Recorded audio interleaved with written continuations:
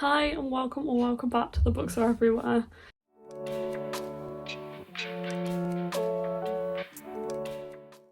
So this is a video that I am very unprepared for.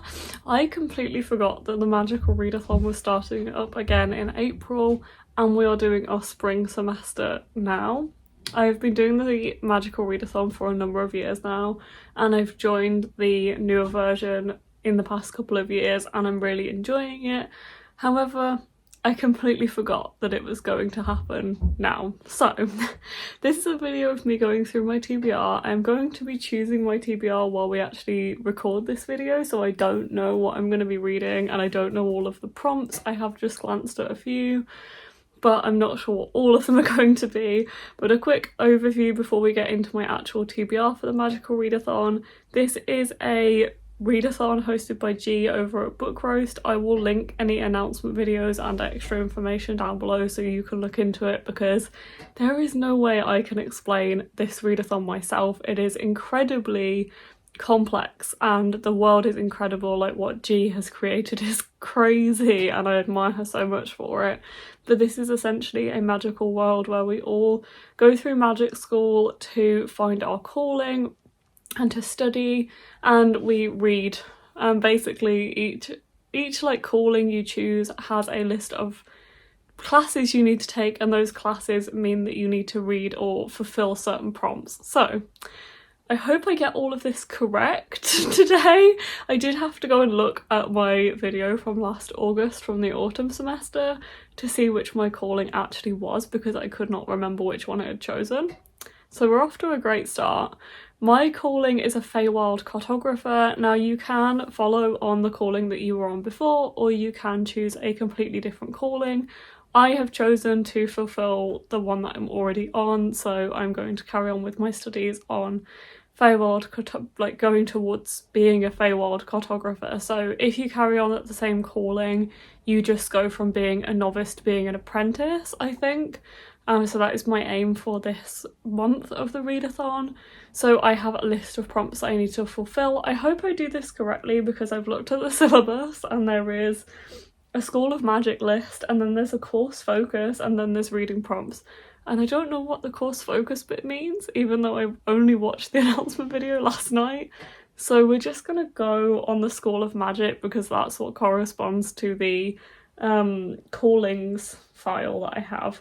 So I need to, in the spring equinox, I need to complete the following classes. So elemental studies, shapeshifting, animal studies, astronomy, alchemy, inscription, and demonology. I think that's how you say that. So those correspond to prompts. I did look at the first few and then I was like, stop looking, let's do this on the video instead. So I haven't chosen my TBR yet. This is very chaotic. It's the 3rd of the month. I completely forgot this was happening this month, but here we go. I do obviously have a couple of books already on my TBR for this month from TBR Mini Golf, so I will try and fit those books into these prompts if I can, so I don't have to add like loads more books to my TBR, but because that's quite a few. Is there 7? There's 7. So it'd be great if we could have some overlap there, because if not, I need to read 12 books this month, which is like a good reading month for me. I could do it, but it would be a push. So let's see. That would be all I'd be reading that month, would be this TBR and my other TBR. So let's get started with choosing my prompt for the Magical Readathon. Any information linked down below, go and watch G's videos because she explains it a lot better than I will ever be able to. But this readathon is incredible and I can't wait to get started and be back in this world. So my first class is Elemental Studies and the prompt for this is flowers on the cover.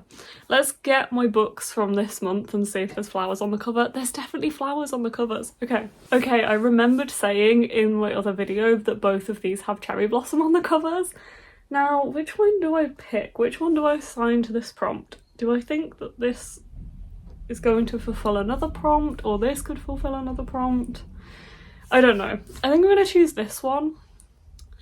I think it's so hard when I don't actually know the other prompts that are coming up to choose which one might fit, but I'm going to go for People from My Neighbourhood by Hiromi Kawakami, and this one has cherry blossom flowers on the cherry blossom tree on the cover. So does Sinister Spring. It also has cherry blossom up here and down here. But yeah, I'm going to choose this one. It's also really little, so I'm glad it's on my TBR. It was only 121 pages, I think. So this one is a Japanese translated fiction, basically following people who live in this apartment block and this neighbourhood, and it's a palm of the hand story because it's only little. Love this cover. Haven't read anything by this author before. They are the author of Strange Weather in Tokyo as well, which I haven't read but I would really like to, so excited that this actually fits the prompt, the first prompt. Now the second prompt is a lot harder because it's shape-shifting, and the prompt is wolf on the cover. Title or author's name. Does that mean they could be called Wolf something? Okay, so I need to find a wolf. First I'm just going to go to my TBR and search for books that have wolf in the title. I don't know if there is any though, to be honest. The Wolf Den and Wolf Song. Okay. Well, I forgot about those two. Also oh god. Okay, so the Wolf Den doesn't have a wolf on the cover. Wolf Song very much does have a wolf on the cover, however that is a big ass book. Don't really want to add it to my TBR this month, but I might have to. I guess we're reading The Wolf Den by Elodie Harper. I've wanted to read this for so long, but this book daunts me. It daunts me. I've heard such good things, and one of my colleagues from the shop I used to work at will be so thrilled that I'm reading this, finally. But it daunts me, it really does. So this is an adult fiction book. So it's following Amara, who was once a beloved daughter until her father's death plunged her family into penury. Now she's owned by a man she despises and lives as a slave in Pompey's infamous brothel. Her only value, the desire that she can stir in others. But Amara's spirit is far from broken. Sharp, resourceful and surrounded by women whose humour and dreams she shares, Amara comes to realise that everything in this city has its price, but how much will her freedom cost? So this is the first in a trilogy. Wolf Song is also the first in a series, I think a trilogy as well, not sure. So I didn't really want to pick up either of these because I don't really want to start another series, to be completely honest. However, it looks like I'll have to, so I have chosen this one mainly because it's shorter and I think I'd rather read Wolf Song alongside the other books in the series, whereas I'm not as bothered about this one. I don't know, but it is, yeah, it's 450-ish pages, so it's still quite a chunky book. But here we go. We're reading this in April. We're doing well, guys. The next one is Animal Studies, and this is a really interesting prompt of which I need a coin for. Okay, so I have a penny that I keep for screwing on the base plate of my camera next to my bed. So this prompt is that you flip a coin. Heads is non-fiction and tails is fiction. This is going to be a really amusing video, isn't it? Me trying to flip a coin. I feel like this is going to take me a few goes, but we'll see. Hey guys. I did not catch that. Okay, we got heads.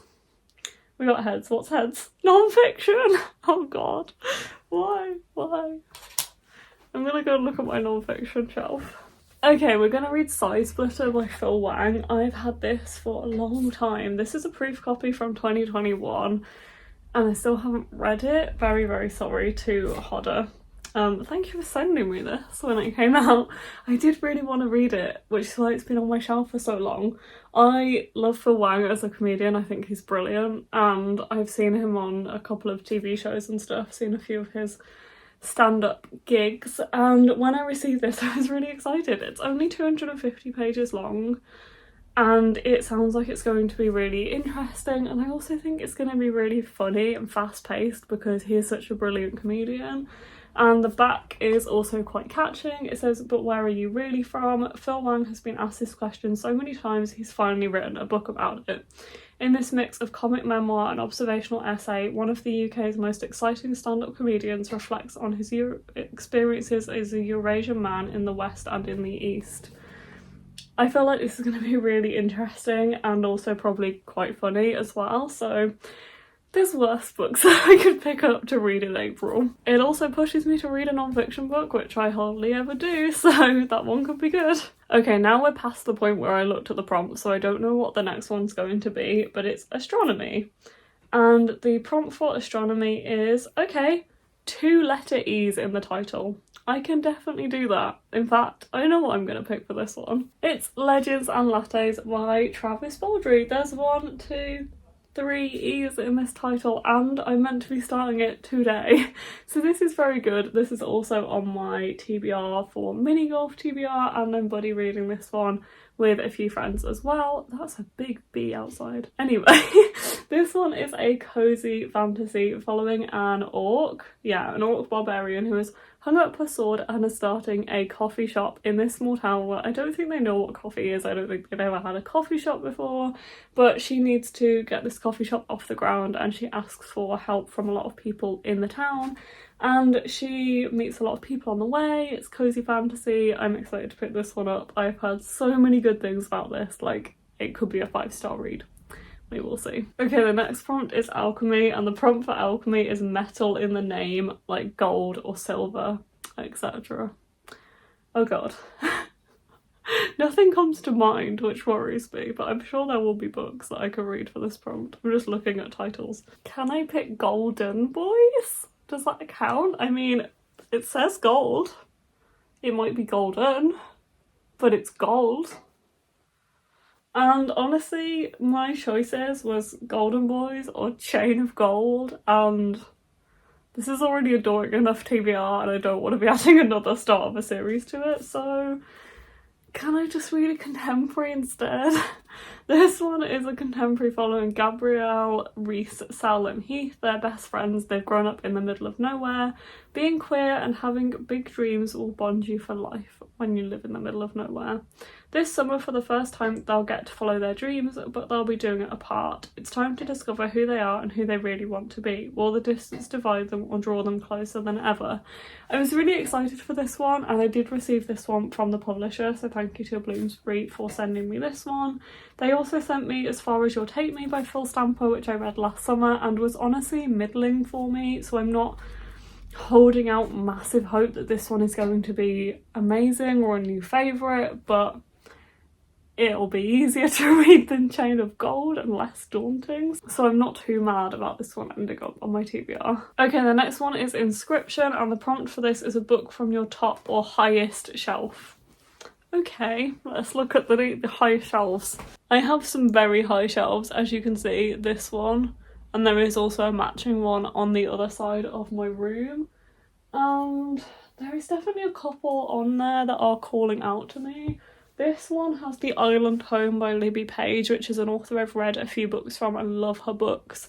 And the same on this side, I have The No Show by Beth O'Leary. Both of those appeal to me, especially because they are both kind of summery spring in my eyes. I feel like I do drift towards contemporary more in the like spring and summer.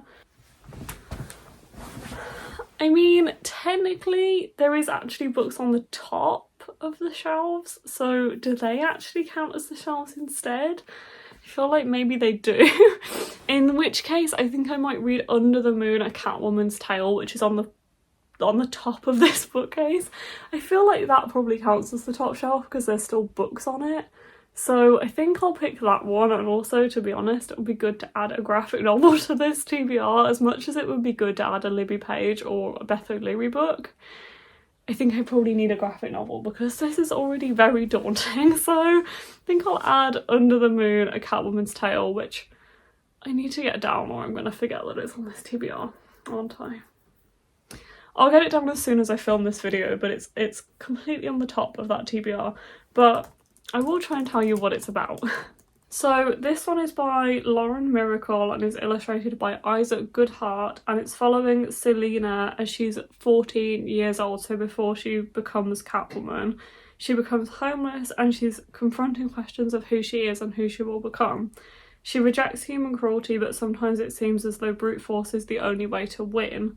And if Selena is to survive on the streets, she must be tough. Can she find her humanity and reconcile toughness with her desire for community and love?